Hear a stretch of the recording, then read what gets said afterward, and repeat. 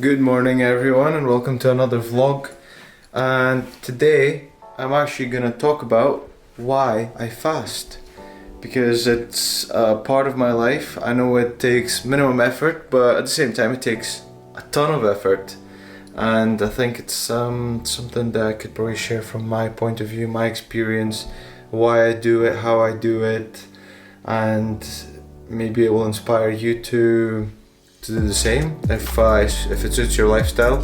But from another side, the benefits that I've found that I didn't expect. So stay tuned.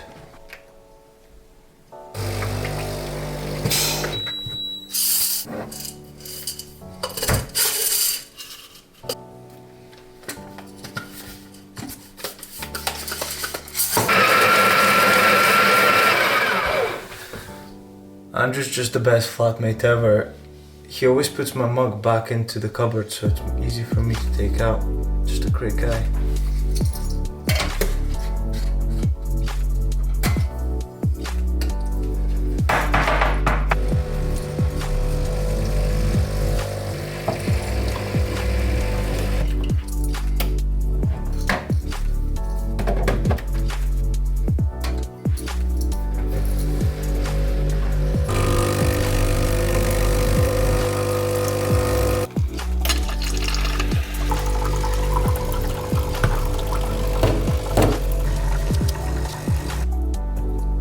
So I've just made my first cup of coffee, as you might have seen there, and there's a few reasons why I fast.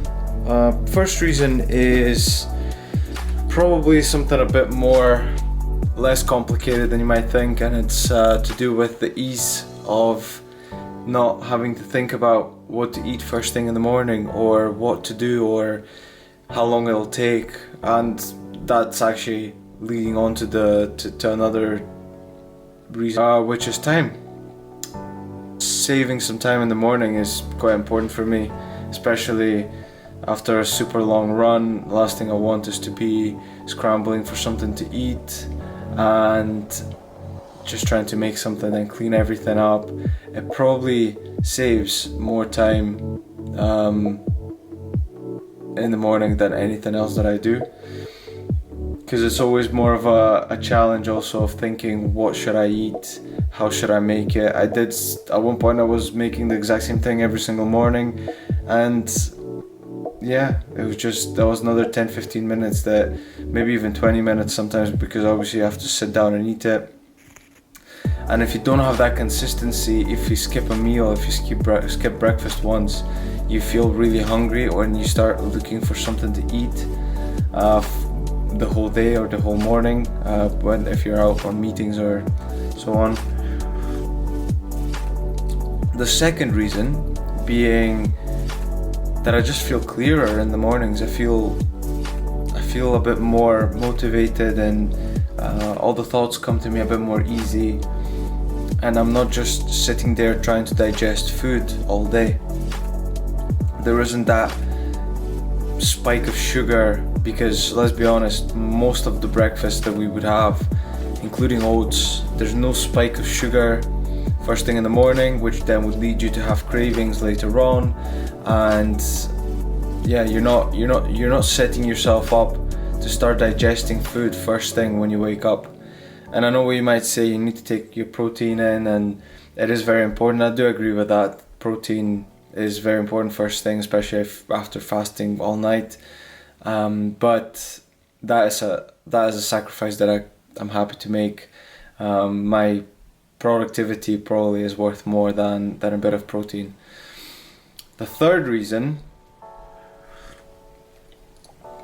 being, I actually lost a lot of weight. So I initially did not start fasting with the intent to lose weight. I just wanted to save time and make it a bit more convenient first thing in the morning. But I did actually start losing a lot of weight, which, yeah, it's common sense. If you eat less, you lose weight. But at the same time, I do eat quite a lot in the afternoons, so I never thought that it would be a big deal for me. But yes, that's the most difference I've seen in my body from losing fat sort of perspective is when I started fasting every single day. So the way I do it is I don't eat anything until 1 or 2 p.m. whenever I manage. Sometimes it's later because I just don't have the availability of food nearby, and I refuse to eat food that is poor quality or something from a petrol station that I just pick up a sandwich. I'd much rather not eat than eat something like that. And yeah, sometimes it's 2-3 o'clock, and I aim to stop eating around 8 p.m. Sometimes depends if I'm demolishing a tub of Ben & Jerry's, it might be later, but it's never any later than 10 past or 20 past 8. And even yesterday I was tempted by Andrew, who brought in these mini caterpillars from M&S, and not sponsored, but I wish I was. And he offered me one. It was around 9 p.m, but I had to refuse it because that was already outside of my fasting window. And to be fair, I could have had it. I'm not that strict with it. I don't really care that much, but I also don't want to eat a lot of sugar right before sleep. Yeah. And here are moments when I am not that strict with it. I'm not as strict during the weekends because I like to enjoy my life, and life is for enjoying. It's not for obsessing over your diet day in, day out, only having food that you're meant to have on at certain times or in certain types of food. I like to enjoy my life, and if I'm gonna have a pastry first thing in the morning because it's still warm, and if I leave it till later on, then I'll be stale and soft and not as nice, then yeah, I'd much rather enjoy my life and have the pastry first thing. So weekends, hit or miss, depending. Also, if I'm doing a long run and I need fuel for the long run, I would have a decent breakfast. So I would do a sachet of oats, mostly because the quantity of oats in there is quite good, and it allows me not to cramp up when I'm running. Yeah, that kind of scenarios, if I'm doing a long run, I would eat first thing, or if there's a nice breakfast or going out for brunch with someone before 12 or before 1, I'm very happy doing that. But day to day, I like fasting because it makes me productive, it makes me happy, saves me time. Probably you could even say saves me money. It's not much because I used to only eat oats and a bit of protein powder and some berries in there, but every little helps. Sainsbury's. I'm not sponsored either by them. Yeah, thanks so much for listening to me spaff about fasting. And I know I'm not the most informative person, but I think it's important to also listen to other people's experiences, and not every diet is suitable for every person, so that's something very important to keep in mind, and make sure that you just try out what works for you. If it doesn't work for you, then you need to try out something else, and you will actually stick with it a lot better and a lot more, and you'll see real results from that. So yeah, thank you very much for listening, and I'll probably tune in 1 or 2 more times before the end of the day. So yeah, have a lovely day. Hi everyone,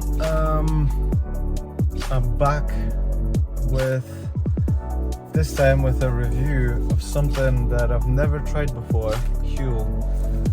It's probably something that many people have already tried many times. Let's see if I can make this work. I'm in the car. No, I can't make it work. So I'll try and do my best to position this phone. So today I didn't bring any food either, and I need to resort to a quick snack. However, this time around I thought I'd give this a shot instead of buying some trash. So let's see how this goes. I've never actually tried this before, and I'm not sure how it would taste. But I've heard that it does actually fill you up. So I'm curious as to, you know, how it feels and what it tastes like. Okay, first few sips. It's very thick.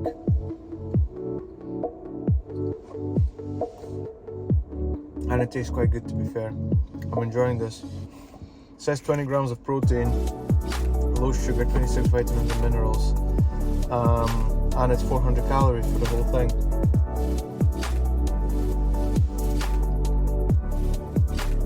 Which is actually very good. I'm actually quite surprised. I hope it feels, you know, it kind of fills me up. Because 400 calories, you know, the flapjack I had yesterday was 450, which basically means that, and actually I was so much hungrier afterwards. So if this fills me up as well, it's less calories. It's got actually 20 grams of protein, and it's only 365 I paid for it. Might be something I need to invest in.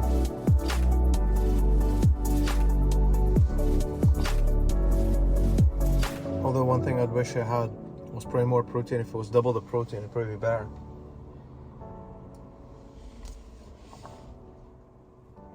Damn, this is actually really good. Wow.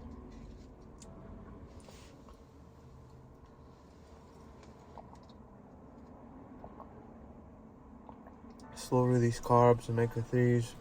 Yeah.